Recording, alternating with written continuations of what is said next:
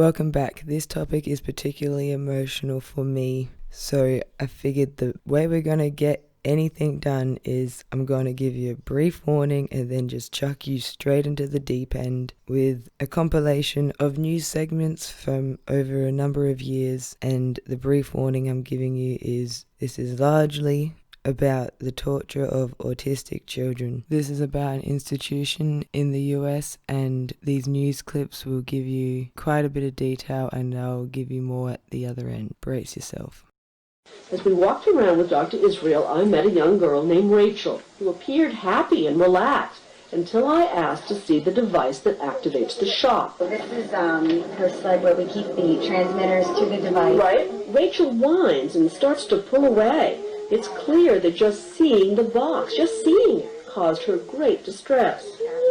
Public can see for itself what these controversial electric shocks look like in use. It was an emotional day for McCollin's mother, Cheryl, who was in court as video was played from the beginning of Andre's ordeal, when he was shocked and restrained. They say it left him in a catatonic state. The senator says the shocks were part of his court-ordered treatment plan. We're told that this is court-ordered, and now I'm seeing this lawyer saying, oh, we don't even do that. Now, the school has long claimed this device, which it calls a GED, is FDA approved. It isn't. The school used the word approved on its website. We called the FDA. They told us they cleared an earlier version of the device back in 1994, but they've never actually approved it. And in 2010, inspectors found the school was using an even more powerful version of the device, a newer version of the device. As a result, the FDA said it told the school the device was no longer cleared under its earlier ruling. Now the Judge Rodenberg Center has removed that FDA-approved claim from its website. Now, why did the head of the school try to destroy videotapes? The founder of the school resigned as part of a plea agreement to prevent himself from going to jail. Massachusetts adopted regulations banning the use of skin shocks and other so-called aversive therapies, but they carved out an exception for students who were enrolled at the Judge Rodenberg Center before September of 2011. Well, today, the state Senate took the first step in turning those regulations into law and extending the ban to all students. About half the school students wear these electrodes like these that are attached to transmitters they carry in backpacks or fanny packs. And when they misbehave, the school staff delivers shocks by remote control. We saw firsthand just how frightened some children are of being shocked. Place electrodes directly on the student's skin, on their legs, on their torso, on their arms, on their hands, and they deliver a shock to any one of those areas. So powerful, it's about 10 times the amount of a stun gun, if you can believe that. It's 30 milliamps is what they say. If you look online... You agree it's 30 milliamps? Yes, absolutely. Stun guns that are sold are 3 to 4 milliamps. And the school you agree that stun guns are 3 I have no idea, but I know the device has never burned anybody. These are pictures taken in the hospital of him afterwards. You can see where he was burned. Reported to burnt skin. You can smell flesh burning. And I've seen crusty, bloody scabs all over the torsos, all over the upper arms, lower arms, and the legs. Psychological cost, isn't it? A very beneficial cost. I mean, yes, it is something that may generate some anxiety. How often does a student get shocked in a week? It's about once a week. Greg, is that your experience? That's not true. Not at all. I list out the type of minor behaviors for which students are shocked. A student stands up beside a seat, raises his hand, and says, "I'd like to go to the bathroom, please." And as a staff, we have to shock that student for out of seat without permission as an aggressive behavior. A kid drinks out of a paper cup and finishes his water, and then he tears the paper cup. You have to shock the student for tearing that paper cup. New York State Education Department reported that the school was using skin shocks on students, quote, for behaviors that are not aggressive, health, dangerous, or destructive, such as nagging, swearing, and failing to maintain a neat appearance. If you're the student, and the student over there to the side thinks he's going to get it, so he'll say, "No, no, no!" And you have to shock both of them because of screaming. Tied him up on a board for 7 hours and shocked him 31 times for something as minor as not taking off his coat. This is inhumane beyond all reason. This shocking 31 times in 7 hours landed this child in the hospital, catatonic, for 5 straight weeks. That's not treatment, that's torture. In your opinion, as an expert on torture, is it indeed torture? Yes. No question. I think I have no doubts about it. It is inflicted in a situation where the victim is powerless. And, I mean, a child in a restraint chair being then subjected to electric shocks Yeah, how more powerless can you be? Don't understand why in 2012 a school in the United States is allowed to electrically shock disabled students when prisoners aren't able to be shocked who are murderers who are unruly. What do you say? I mean, how do you explain this? I can't understand it either, Anderson. It's 2012. We're a progressive state, and this would not be allowed to the most heinous of criminals.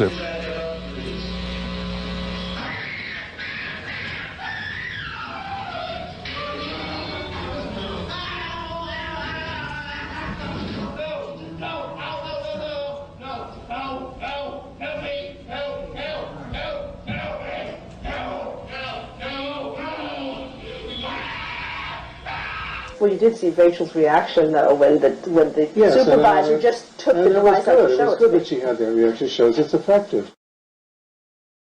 Alright, this is an article from the 6th of March 2020. US bans shock treatment on children with special needs at Boston area school. FDA bans brings an end to decades-long battle against the use of adverse therapy at Judge Rotenberg Center in Massachusetts. The US government has banned an electric shock machine that is used to zap children and young adults with special needs at a school outside of Boston, the only institution in the world known to practice the controversial punishment treatment. The US Food and Drug Administration, FDA, has taken an extremely rare move of imposing a total ban on the production and use of the electric shock machines, known as electric stimulation device. It said the ban, the only third such comprehensive prohibition of a medical device in FDA's history, was necessary to protect public health. The ban brings an end to a decades-long battle against the use of electric shocks at the Judge Rotenberg's Education Center, JRC, in Canton, Massachusetts. Disability groups and international human rights organizations have campaigned ceaselessly to outlaw the use of so-called adverse therapy, where pain is inflicted on vulnerable children in order to discourage them from self-harming or aggressive behavior. More than 40 special needs residents of JRC, many with severe forms of autism, are understood to be on the electric shock regime. Managers of the center insist the device was safe and pointed out the use of shocks were approved in each case by the state family courts. But over the years, there have been a number of scandals at the school. In 2007, a boy was strapped to a gurney and given 77 electric shocks over a 3-hour period for bad behavior, only for it to be discovered that the order to inflict the pain had come from an outside phone call made by a prankster.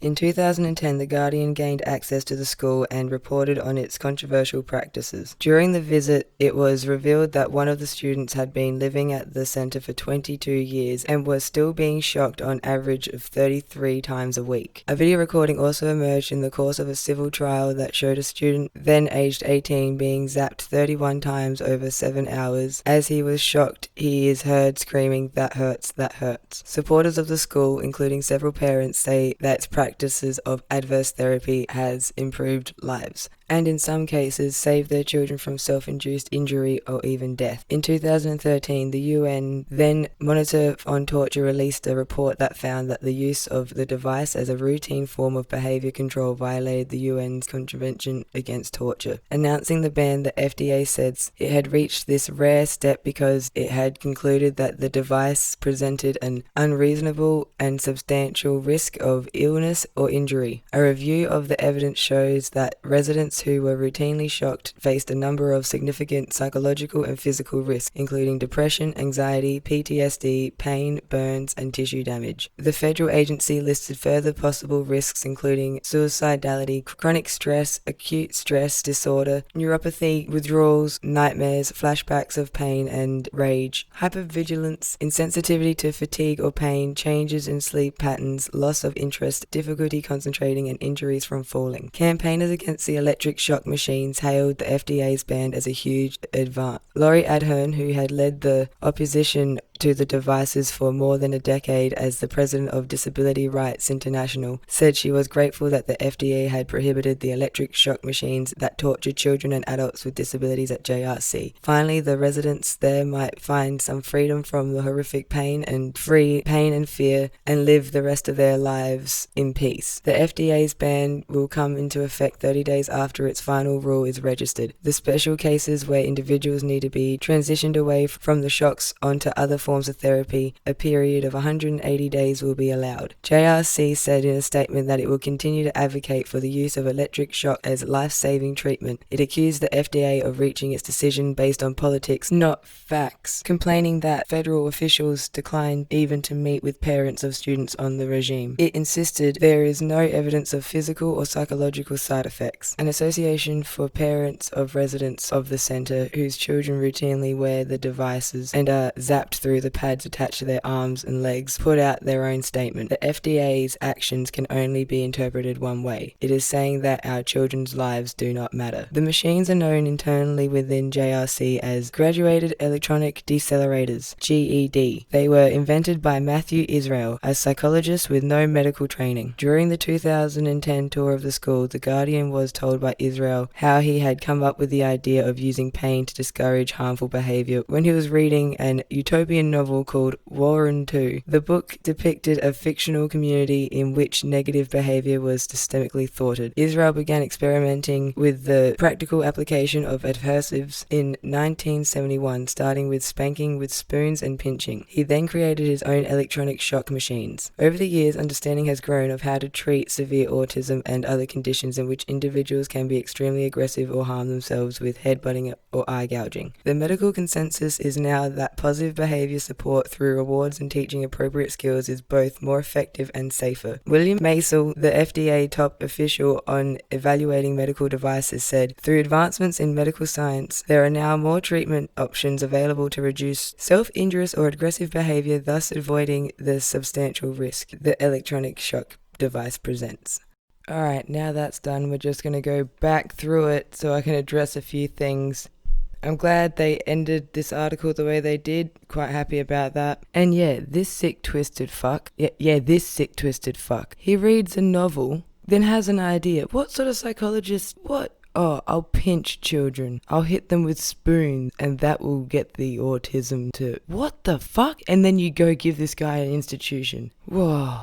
Continuing on. Now, these parents that say they need this treatment, well, first things first, the audacity to say, oh, you won't allow us to electrocute our children anymore. You're saying our children's lives don't matter. No. Don't be using don't matter when you've been told you can no longer torture your child. That's not how that works. Now, I might be sounding a bit harsh and a bit ruthless against parents that might just be at their wits' end and that's the only thing they could find that works. But here's the thing. This article starts off with saying this is the only institution in the world that does this. There are autistic people all over the world. How did other places find other options?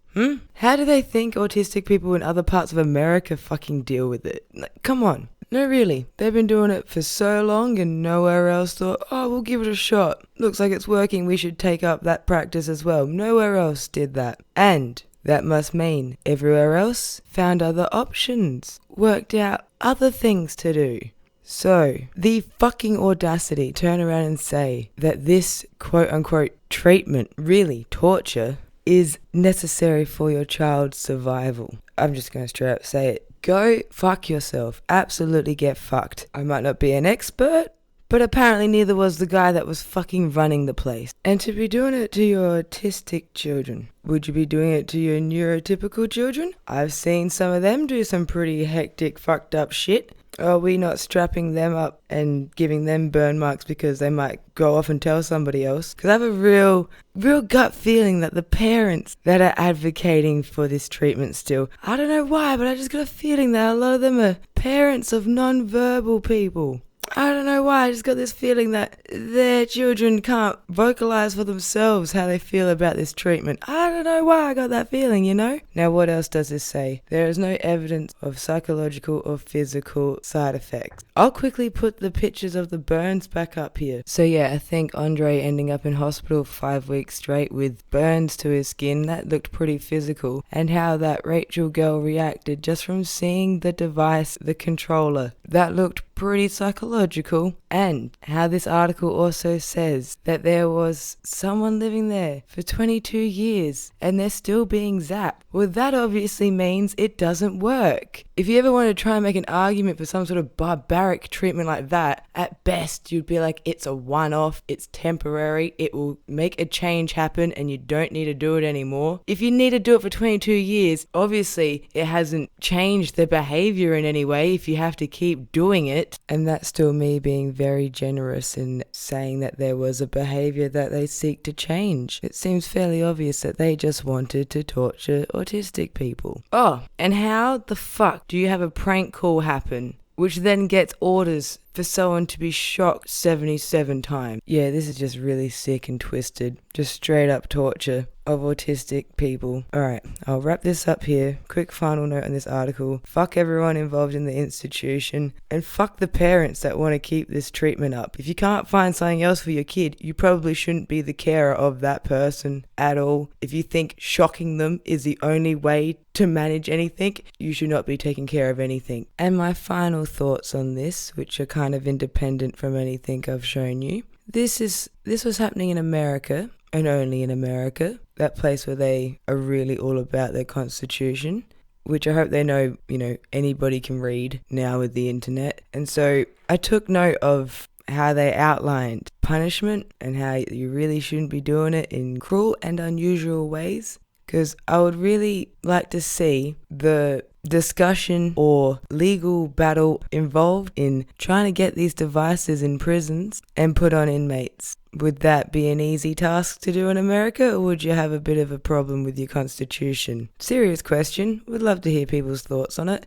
because then that leads me to America needs to sort out its line between punishment and medical treatment, don't you? That's a pretty sick and fucked up loophole. Oh, it's not punishment, it's medical treatment. Disgusting. Take in the fact that it would be a fucking difficult thing to try and get these devices hooked onto inmates, but they've been hooked onto autistic children for 50 years. Like, seriously, go watch that video of Andre again and tell me what the fuck your 8th Amendment means. This last bit that I'm going to add is sort of to then lead you on to the next video once that's finished, because some people may have already heard of an organization, a charity called Autism Speaks. 2012, a school in the United States is allowed to electrically shock disabled students. At the Judge Rodenberg Center. For students who are enrolled at the Judge Rodenberg Center. Let's just appreciate how calm I've stayed through this. Well done, but that's so fucked up, Massachusetts. That's disgusting. 50 years of electrocuting autistic people. Don't let people sweep things like this under the rug. Make people wear it, because if you let them forget it, they'll do it again.